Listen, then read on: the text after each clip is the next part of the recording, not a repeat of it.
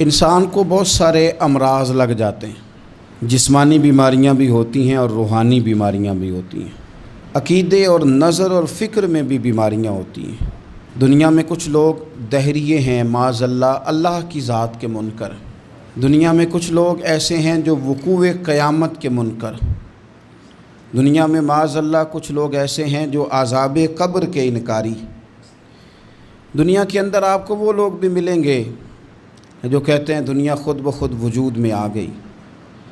پھر آپ کو کچھ اور لوگ ملیں گے جن پر وسوسوں کا غلبہ، بری سوچوں کا غلبہ، شیطانی اور نفسانی خواہشات کا غلبہ، یہ سب بیماریاں ہیں۔ پھر کچھ امراض ایسے ہیں، حسد، بغض، عداوت، تکبر، عجب، خود پسندی، دوسروں کو حقیر سمجھنا، اپنے آپ کو بڑا جاننا، جھوٹ بولنا، جھوٹی انا کی، یہ سب بیماریاں ہیں، امراض ہیں۔ جسمانی مرض بھی بندے کو پریشان کرتا ہے، روحانی مرض بھی پریشان کرتا ہے۔ اگر آپ روحانی طور پر بیمار ہوں، آپ کے اندر حسد کی بیماری لگ جائے تو حسد کا سادہ ترجمہ کریں، پنجابی ترجمہ کریں، اپنی زبان میں ترجمہ کریں تو حسد کا معنی جلنا ہے۔ تو جس بندے کا اندر جل رہا ہو وہ سکون میں ہوتا ہے۔ اندر آگ لگی ہو حسد کی تو وہ بندہ قرار پائے گا۔ بہت بڑی بیماری ہے۔ لوگ کہتے ہیں پتہ نہیں مجھے کیا ہے، پتہ ہے آپ کو پر آپ توجہ نہیں کر رہے۔ تکبر ایک بیماری ہے۔ تکبر والا بندہ دل کی جگہ روڑا رکھ لیتا ہے، پتھر، تو اندر بندے کا سخت ہو جائے۔ وہ ہمارے ہاں لوگ کہتے ہیں کہ میری نا ٹانگوں میں بڑی درد ہے، تو پنجابی کہتے ہیں کھلیاں پہ گئی ہیں۔ وہ کیا ہے جی؟ کہتے ہیں سخت ہو گئی ہیں ٹانگیں، چلا نہیں جاتا۔ ٹانگیں سخت ہو جائیں تو گزارا نہیں ہوتا، تو دل سخت ہو جائے تو۔ اب میری بات کو سمجھیں، ہمارے اندر نا بیماریاں ہیں، ہم وہ کڑتے رہتے ہیں، وہ جلتے رہتے ہیں، وہ تکبر میں آ جاتے ہیں، عداوت ہے، بغض ہے، کینہ ہے، ماننے کو تیار نہیں ہوتے۔ یعنی دنیا میں یہ سارے لوگ کہہ رہے ہیں کہ مجھ سے حسد ہو رہا ہے، یہ کوئی بھی نہیں کہہ رہا کہ میں کر رہا ہوں حسد۔ تو اگر سب سے ہو رہا ہے تو وہ بندہ کہاں ہے جو کر رہا ہے؟ سب کہتے ہیں کہ بڑا تکبر آ گیا جی لوگوں میں، تو وہ لوگ کدھر ہیں جی جو تکبر کر رہے ہیں؟ وہ بھی، اس کو بھی تو ماننا چاہیے نا میں کرتا ہوں۔ تو یہ ساری بیماریاں، جسمانی، بلڈ پریشر، شوگر اور ہیپاٹائٹس اور معاذ اللہ کینسر، اور یہ سب بیماریاں روحانی بھی جسمانی بھی، تو یا اللہ جائیں کدھر؟ فرمایا وَنُنَزِّلُ مِنَ الْقُرْآنِ مَا هُوَ شِفَاءٌ وَرَحْمَةٌ لِّلْمُؤْمِنِينَ۔ فرمایا میں نے جو تمہیں قرآن عطا فرمایا ہے نا، تو اس میں مومنوں کے لیے شفا بھی ہے اور رحمت بھی ہے۔ یہ تمہاری تمام بیماریوں کی شفا ہے، اس میں تمام بیماریوں کی۔ ہم مریض ہیں، ہماری کل شفا قرآن پاک کے ساتھ وابستہ ہے، اور اگر صحیح طبیب تک بندہ نہ جائے تو پھر وہ ساری زندگی بیچارہ الجھا رہتا ہے، اسے کامیاب علاج میسر نہیں آتا۔ اس میں جسمانی، حضرت عائشہ صدیقہ رضی اللہ تعالیٰ عنہ فرماتی ہیں میں نے نبی پاک صلی اللہ تعالیٰ علیہ وآلہ وسلم کو نا مرض وصال تک دیکھا ہے، حضور کے وصال تک، کہ حضور قرآن پاک کی آخری 2 سورتیں پڑھ کے سورۃ فلق اور ناس اپنے ہاتھوں پہ پھونکتے تھے، پھر جسم پہ ملتے تھے۔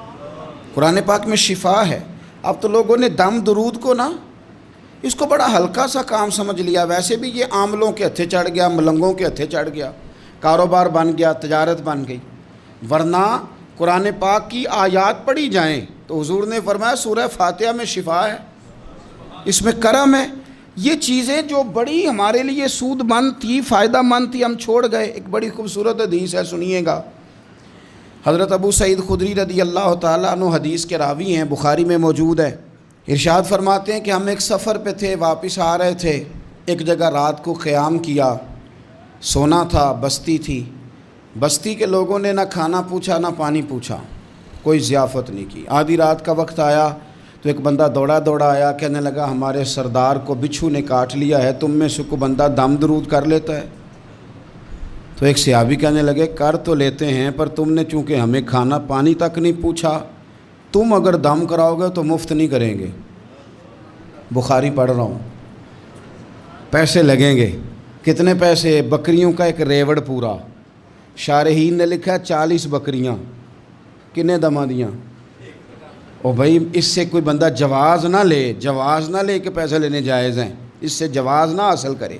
آپ بات کو سمجھیں، پس منظر کیا ہے؟ پانی تک نہیں تم نے پوچھا۔ کچھ لوگوں کا علاج ہوتا ہے، انہوں نے کہا پیسے لیں گے دم کر دیں گے۔ صحابی نے کہا، حضرت ابو سعید خدری رضی اللہ تعالیٰ عنہ فرماتے ہیں وہ چونکہ تنگ تھے، بچھو کاٹ گیا اور سردار کو کہا چل تو صحیح نا۔ وہ صحابی گئے، سورہ فاتحہ پڑھ کے دم کیا، اور حدیث بخاری سے میں آپ کو دکھاؤں گا۔ لوگ کہتے ہیں دم کدھر سے آ گیا؟ بخاری پڑھ رہا ہوں، صحیح بخاری۔ شفا تو اللہ نے دینی ہے نا، رب کریم نے شفا دے دی۔ بکریاں لے لیں، آ گئے جہاں آرام کر رہے تھے اس جگہ، صحابہ میں اختلاف ہو گیا، کچھ کہنے لگے بکریاں لینی چاہیے تھی، کچھ کہنے لگے نہیں لینی چاہیے تھی۔ حضرت ابو سعید خدری رضی اللہ تعالیٰ عنہ فرماتے ہیں پھر ہم نے فیصلہ کیا چپ کر کے سو جاؤ، صبح حضور کی بارگاہ میں جائیں گے۔ اگر کریم نے کہا لینی چاہیے تھی پھر تو موج بن گئی، اور اگر کہا نہیں لینی چاہیے تھی تو بکریاں ہانک کے واپس کر جائیں گے۔ مسئلہ کیا ہے؟ کہتے ہیں صبح گئے حضور کی بارگاہ میں، جا کے مسئلہ عرض کیا، یا رسول اللہ انہوں نے بھی پانی کوئی نہیں پوچھا تھا، ہم نے بھی کہا دم کریں گے تو پیسے لیں گے، تو ہم نے یہ بکریاں لی ہیں۔ شارحین لکھتے ہیں 40 تھی شاید، تو یا رسول اللہ اب کیا کریں؟ حضور مسکرانے لگے، حضور مسکرانے لگے۔ جس کے گچھے سے لچھے جڑے نور کے، ان ستاروں کی نزہت پہ لاکھوں سلام، اور جس کی تسکین سے روتے ہوئے ہنس پڑیں، اس تبسم کی عادت پہ لاکھوں سلام، اور ان کی باتوں کی لذت پہ بے حد درود، ان کے خطبے کی ہیبت پہ لاکھوں سلام۔ حضور مسکرانے لگے اور مسکرا کے پوچھا اچھا پڑھا کیا تھا؟ یا رسول اللہ سورہ فاتحہ۔ فرمایا سکھائی کس نے تھی؟ کہا یا رسول اللہ آپ نے۔ فرمایا پھر آدھی بکریاں میری ہیں آدھی تمہاری ہیں، پر میرا حصہ نکالو نا بھائی۔ تو قرآن پاک میں شفا ہے، قرآن حکیم میں بڑے سے بڑا مجرم ہو، کافر ہو، فاسق ہو، ایک حدیث مشکات میں موجود ہے، اس کو آپ نے دل پہ لکھ لینا ہے چونکہ معاملہ دل کا ہے۔ نبی پاک صلی اللہ تعالیٰ علیہ وسلم نے فرمایا جس طرح بارش میں پڑے لوہے کو زنگ لگ جاتا ہے، اس طرح دل کو زنگ لگ جاتا ہے۔ تو کہتا ہے میں بور ہو رہا ہوں پتہ نہیں کیا ہے، اور زنگ لگ گیا دل کو۔ تو کہتا ہے جناب میں پتہ نہیں سارا کچھ ہے پر دل پریشان ہو، بھئی اس کو زنگ لگ گیا ہے۔ ہم کہتے ہیں یار پتہ نہیں کیا بات ہے، پریشانی ہو، بھئی دل کو زنگ لگ گیا ہے۔ کریم فرمانے لگے جس طرح بارش میں پڑے لوہے کو زنگ لگ جاتا ہے، اس طرح دلوں کو بھی زنگ لگ جاتا ہے۔ حضور دل کو زنگ لگ جائے تو کیا کریں؟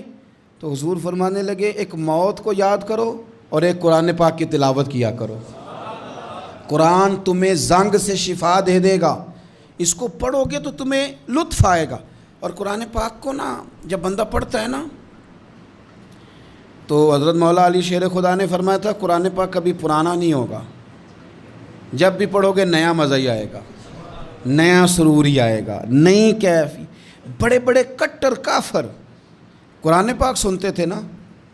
ایک دن عتبہ کہنے لگا ابو جہل سے اور دیگر لوگوں سے کہ بڑی ہو گئی لڑائی، بڑی ہو گئی بحث، اس طرح کرتا ہوں میں جا کے نا تو محمد ابن عبداللہ صلی اللہ میں جا کے بات کرتا ہوں حضور سے۔ عتبہ آ گیا کہنے لگا میں مذاکرات کرتا ہوں، سب نے کہا چل تو سیانا آدمی ہے، سمجھدار ہے، چلا جا۔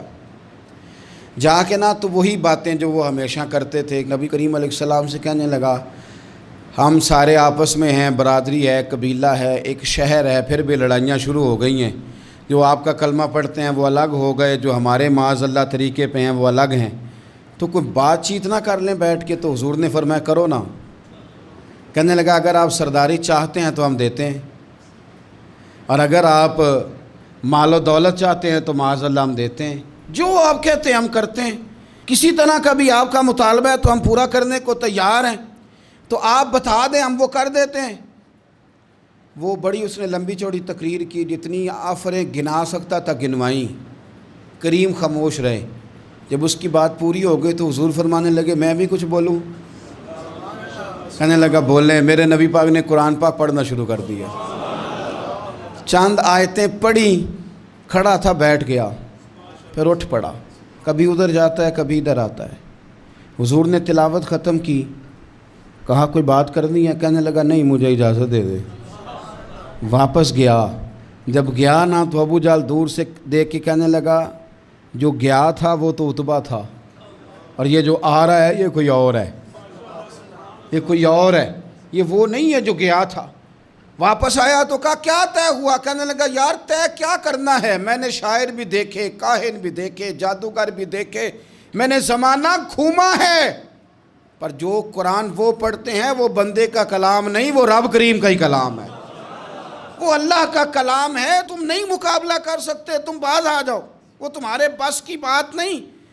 تیرے آگے ہیں یوں دبے لچے فصحا عرب کے بڑے بڑے، کوئی جان منہ میں زبان نہیں بلکہ جسم میں جان نہیں، اور کروں تیرے نام پہ جان فدا، نہ بس ایک جان دو جہاں فدا، میرا دو جہاں سے بھی نہیں جی بھرا، میں کروں کیا کروڑوں جہاں نہیں۔ طفیل بن عمرو دوسی مکہ شریف آئے تجارت کے لیے، پہلے بھی آیا کرتے تھے، کہتے ہیں میں بہترین شاعر تھا، مکے آیا سامان بیچتا تھا، کچھ خرید کے لے جاتا تھا۔ ابو جہل مجھے کہنے لگا تو ہمارا دوست ہے، پرانا سجن ہے، تیرا آنا جانا ہے، اور تجھے یہاں اس شہر میں چونکہ تو ہمارا مہمان ہے تو ہر بات سے آگاہ کرنا ہمارا ذمہ داری ہے۔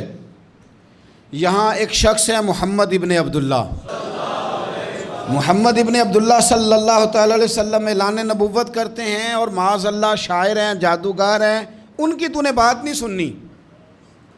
کہتا میں نے کہا مجھے کیا ضرورت ہے، میں نے چند ہفتے ٹھہرنا ہے، مال بیچنا ہے، کچھ خریدنا، چلے جانا ہے، مجھے کیا ضرورت ہے؟ کہا اچھا میں نہیں سنوں گا بات۔ کہتا مجھے نظر آئے کئی دفعہ حضور، اور جہاں حضور ہوتے تھے میں قریب ہی نہیں جاتا تھا۔ کہتے ہیں ایک دن نا حرم شریف میں سادے سے کپڑے اور پاؤں میں سونے جوتے اور سر پہ یوں امامہ کے جیسے فرشتے بھی جھک جھک کے زیارت کرتے ہیں۔ کہتے ہیں کہ نور بھری کیفیات حضور تشریف لائے، اور تشریف لا کے رسول کائنات علیہ السلام حرم کعبہ کے ساتھ ٹیک لگا کے بیٹھ گئے، سر سے لے کر پاؤں تک تنویر ہی تنویر ہے۔ حضور تشریف فرما ہوئے، قرآن پاک پڑھنے لگے۔ میں جب حضور کے قریب سے گزرتا تھا تو کانوں میں روئی دے کے گزرتا تھا، پر طفیل کہتے ہیں آج نا تھوڑی سی آواز میرے کانوں میں گئی، قرآن پڑھا محبوب نے۔ اور ویسے بھی کیا کمال ہوگا جب یاسین والے نبی خود یاسین پڑھتے ہوں، جب طٰہٰ والے نبی اپنی زبان سے طٰہٰ کی تلاوت کرتے، وَالضُّحَىٰ وَاللَّيْلِ اِذَا سَجَىٰ جن کے بارے میں آیا جب وہ تلاوت کرتے ہوں، الم نشرح لک صدرک جن کے سینے کی تعریف اللہ نے کی، جب وہ ان آیتوں کی تلاوت کرتے ہوں گے تو کیا شان ہوگی۔ جن کو رب کہے وَلَسَوْفَ يُؤْتِيكَ رَبُّكَ فَتَرْضَىٰ حبیب تجھے اتنا دوں گا کہ تو راضی ہو جائے گا، تو جب حضور خود یہ آیتیں پڑھتے ہوں گے تو انداز کیا ہوتا ہوگا۔ کہتے ہیں وہ تھوڑی آیتیں سنی پر قربان جائیں میرا تو کوئی دل ہی بدل گیا۔ میں بڑا بہترین شاعر تھا، لفظوں کے تراشے مجھے خوب آتے تھے، الفاظ کے بام و در سے میں آگاہ تھا، اچھا ادب میں جانتا تھا، پر میں نے کہا یہ کلام، یہ انداز، لو انزلنا هذا القرآن على جبل لرأيته خاشعا متصدعا من خشیۃ اللہ، یہ انداز پتھروں پہاڑوں پہ جائے تو وہ ریزہ ریزہ ہو جائیں۔ کہتے ہیں تھوڑا سا پڑا قریب نے، اور پھر نظریں جھکائے ہوئے حضور اپنے گھر گئے، سرکار چلے تو میں پیچھے پیچھے، حضور گھر میں چلے گئے تو میں نے دروازے پہ دستک دی، باہر آئے، سلام لی، میں نے کہا محبوبہ وہ جو آپ پڑھ رہے تھے تھوڑا اور نہیں سنا دیتے، تھوڑا اور نہیں تلاوت کر دیتے۔ کہتے ہیں رسول پاک نے نا پھر قرآن پڑھنا شروع کیا، میں کبھی بیٹھتا تھا کبھی اٹھتا تھا، جب حضور نے تلاوت مکمل کی تو میں نے آگے بڑھ کے ید اللہ والا ہاتھ تھاما اور دست مبارک پکڑ کے کہا سونیا، یہ مجھے کہتے تھے نہ سننا، میں نے زمانہ دیکھا ہے، میں کوئی عام آدمی نہیں، میں سردار ہوں، میں نے دنیا دیکھی ہے، مجھے قسم ہے جو آپ کی زبان سے نکل رہا ہے وہ بشر کا کلام نہیں، آپ مجھے کلمہ پڑھائیں، میں مسلمان ہونا چاہتا ہوں۔ بڑے بڑے کفل ٹوٹے۔ حضرت عمر بھی آئے تو آئے قرآن کی تاثیر کی برکت سے۔ حضرت صدیق اکبر نا اپنے گھر کے سین میں بیٹھ کے قرآن پاک پڑھتے تھے تو رویا کرتے تھے، روتے تھے۔ مکے کے کچھ سردار کٹھے ہو کے نبی کریم کی بارگاہ میں گئے، کہنے لگے ایک تو صدیق اکبر کو منع کریں کہ قرآن اونچا نہ پڑھا کریں، اور اگر اونچا پڑھنا ہے تو پھر ان سے کہیں پڑھ کے رویا نہ کرے۔ حضور نے فرمایا اپنے گھر میں بیٹھ کے پڑھتا ہے، روتا ہے، تمہیں کیا ہے؟ یا رسول اللہ یہ ابو بکر صدیق جب قرآن پاک کی تلاوت کر کے روتے ہیں نا تو ہماری بچیاں بھی رونے لگتی ہیں۔ ہماری عورتیں گھر کا کام کاج چھوڑ کے تو صدیق اکبر کے دروازے پہ کھڑی ہو کے روتی رہتی.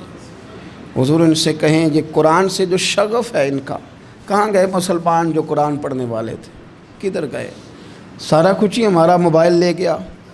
میں کس طرح یہ بات بیان کروں کہ کچھ لوگوں نے رمضان میں بھی قرآن پاک ایک بھی ختم نہیں کیا، رمضان شریف میں بھی ایک قرآن پاک کی توفیق نہیں ہوئی. لے گیا سارا کچھ، ہماری خوش گپیاں.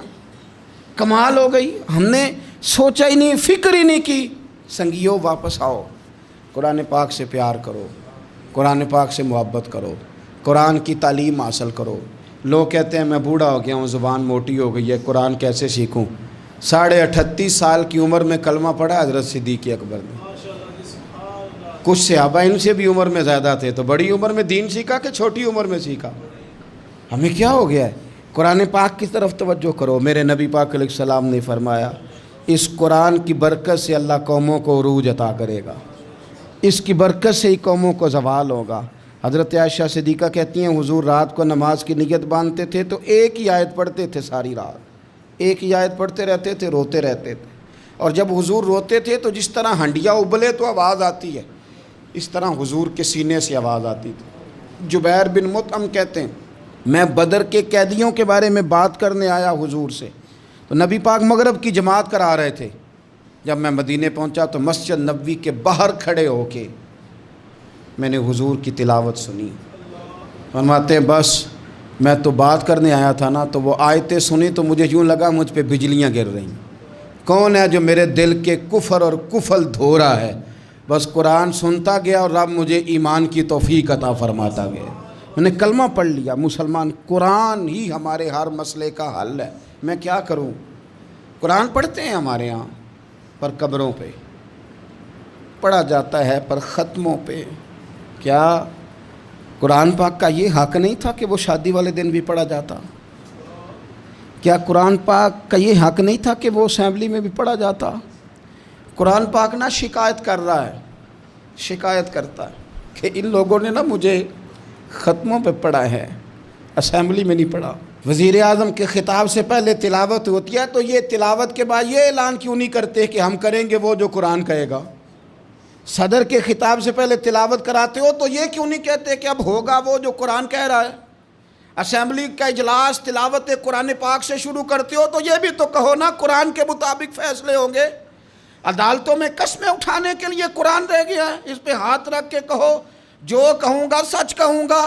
آج کے بعد وکیل بھی ہاتھ رکھے نا قرآن پاک پہ، جج بھی ہاتھ رکھے قرآن پاک پہ، گواہ بھی رکھے، ملزم بھی رکھے، اور مدعی بھی بتائے کہ اس نے پرچہ صحیح درج کرایا ہے، اس نے صحیح درج کرایا ہے، نام صحیح لکھوائے ہیں، اور یہ سارے بتائیں جج سے لے کر ملزم تک کہ ہم فیصلہ وہ کریں گے جو قرآن پاک نے ہمیں کہا ہے.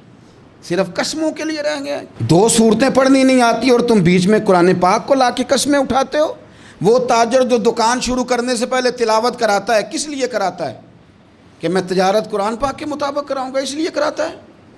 وہ تو کہتا ہے ذرا دکان صحیح چلے، ذرا برکت آ جائے. برکت نری تلاوت کرانے سے نہیں آئے گی، قرآن کے مطابق تجارت کر پھر زیادہ برکت آئے گی. قرآن کے مطابق قرآن کے علم کو عام کیا جائے، قرآن کے نور کو عام کیا جائے، قرآن پاک کے ادارے مضبوط کیے جائیں.